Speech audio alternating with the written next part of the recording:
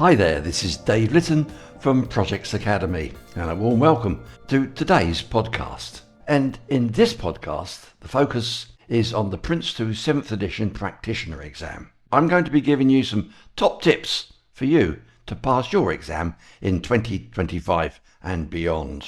However, this podcast is going to be a little different. For a start, it's probably going to be a little longer than my normal 10 minutes, but believe me, it'll be worth it. And the second thing that makes it different is I'm going to be using the official guide for the PRINCE2 7th edition called PRINCE2 7 Managing Successful Projects.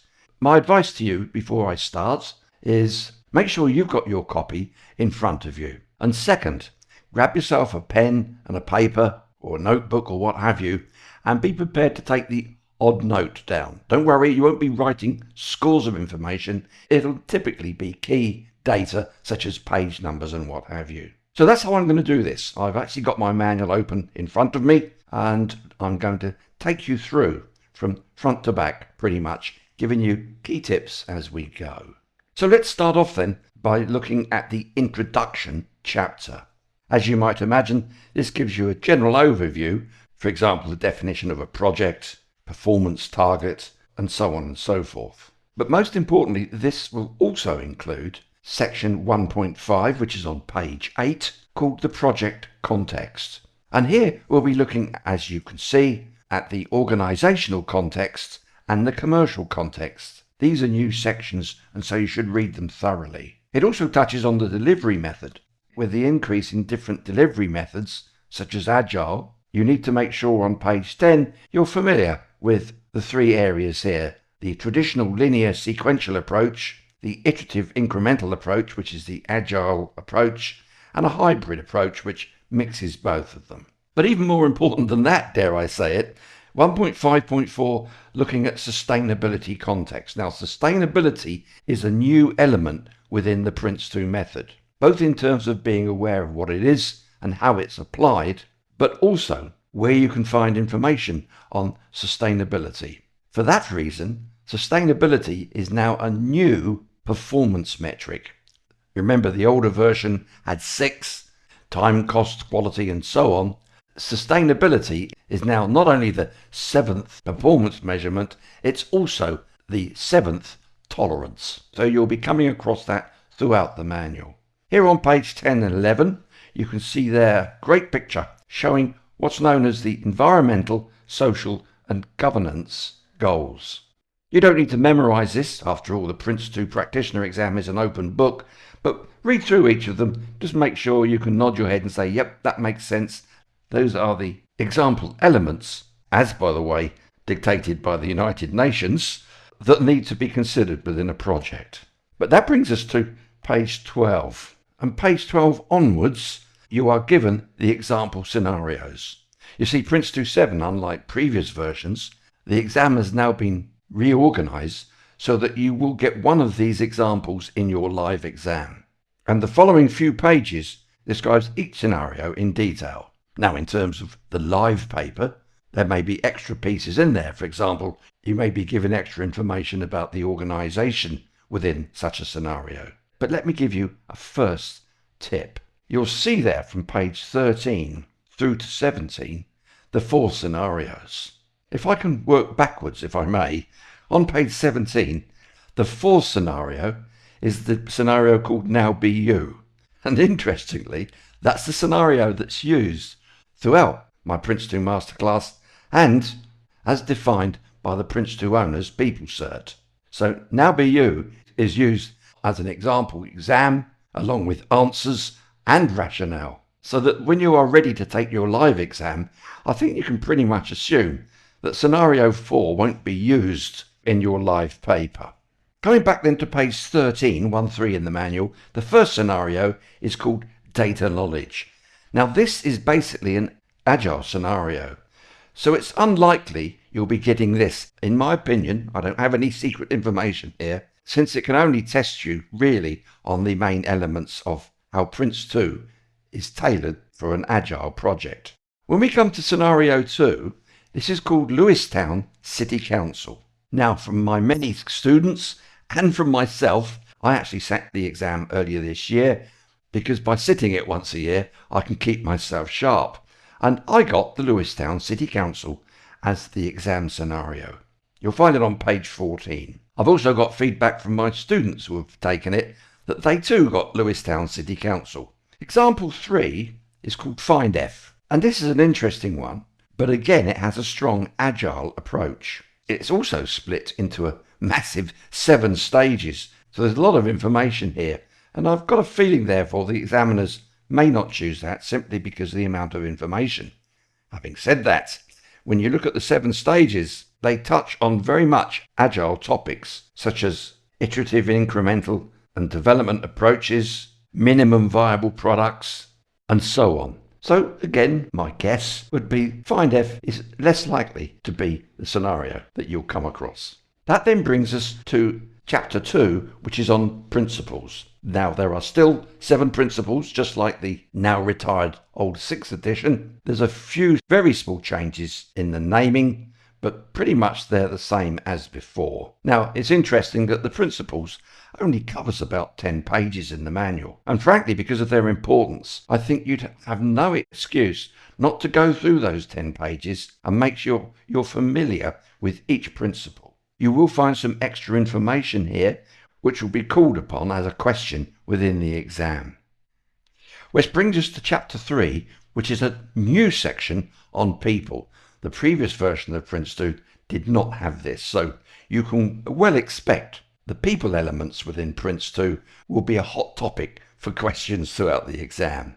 Now, the people section is split into 5 sections. That's the context, leading successful change, leading successful teams, communication, and how people are central to the method. So let me take you through those headings to give you the right focus. I'm on page 31, Chapter 3, looking at the context. Nothing very mysterious here until you turn the page to 32. And here, although I'm about to continue checking out the people element, you'll see a scenario for the first time with a teal rounded box around it. And there's 48 of these sprinkled throughout each of the practices within the manual.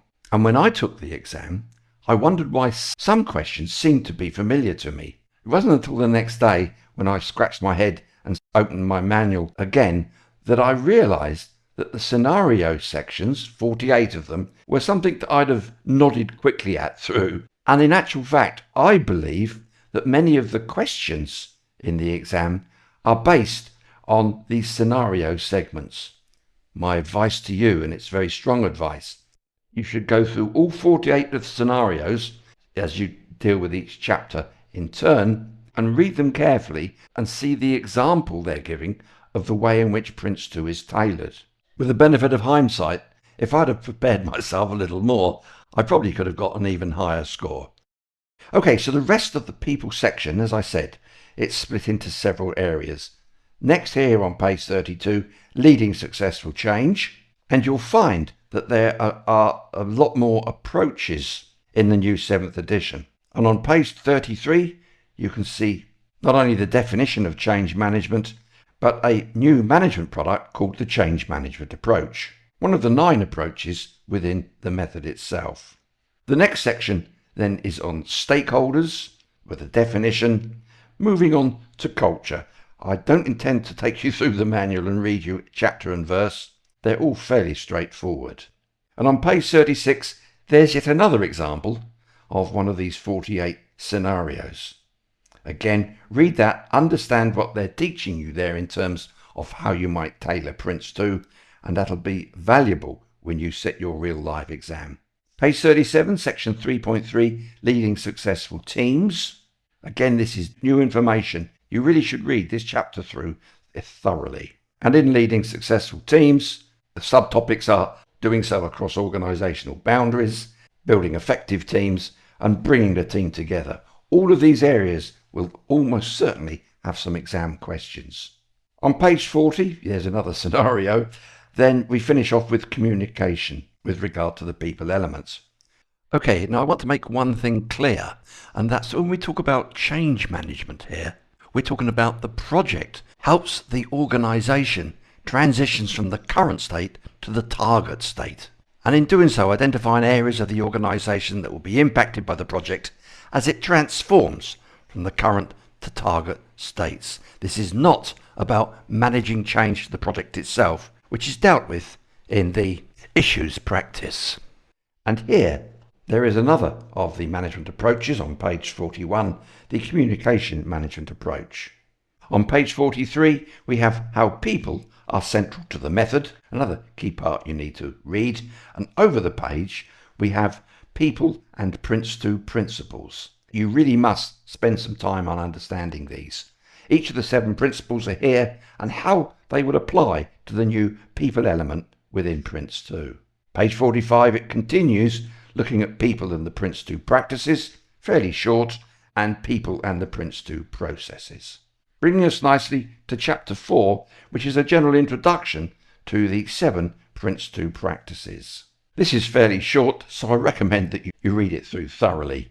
You can see there on page 49, we'll look at the 7 PRINCE2 practices with an overview of what each one describes. This continues onto page 50. Again, some general information on applying the practices, and at the bottom of page 51, the project initiation documentation. Over the page on 52, it gives you the structure and layout of this very important management product. Make sure you're familiar with it. On page 53, a new management product, the project log. And this is a new management product for the 7th edition. Although it's partially set up within the starting up a project process, it doesn't become fully featured, if you will, until the initiation stage. If you haven't already done so, I thoroughly recommend you hop on over to our YouTube channel.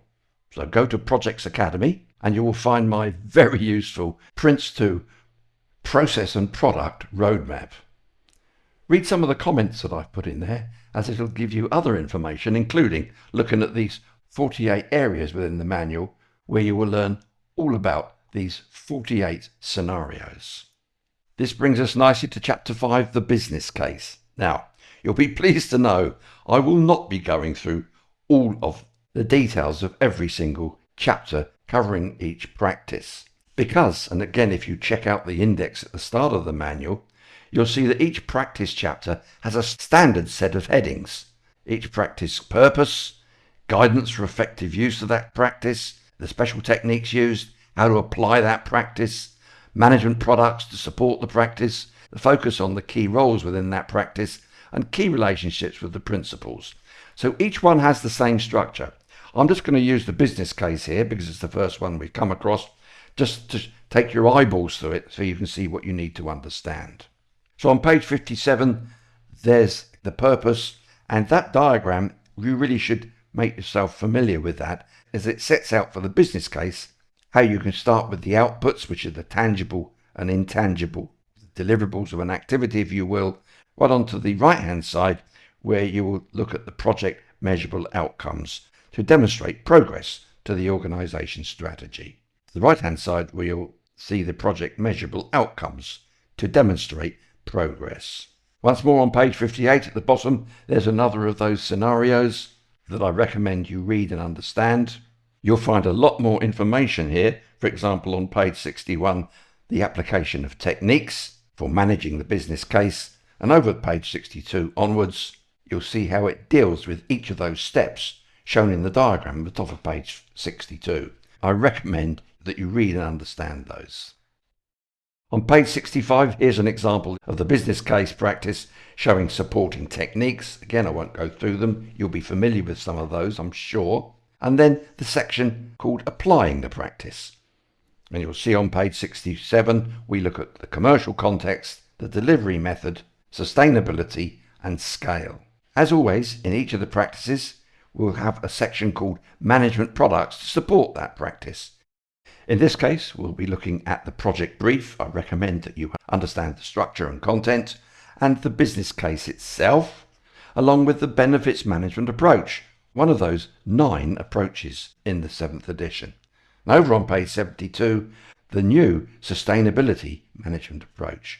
Make yourself familiar with each of those. That brings us to the section of each practice, in this case, key roles for the practice. And here you can see the roles that you're probably already familiar with: project board executive, senior user, senior supplier, the new added business layer at the very top, and so on and so forth. And then you have a section called Key Relationships with Principals. Now these are new, and on page 75 you can see they show you the name of the principal in the first column, how this is achieved in the middle column, and the result on the right hand column. I've actually turned that into a graphic for my Prince2 Practitioner Masterclass, as it gives better focus on what the outcome is. Alright, so on page 76, 77, there's chapter 6 on the organising practice. It has the same structure, so I'm not going to take you through any more of those.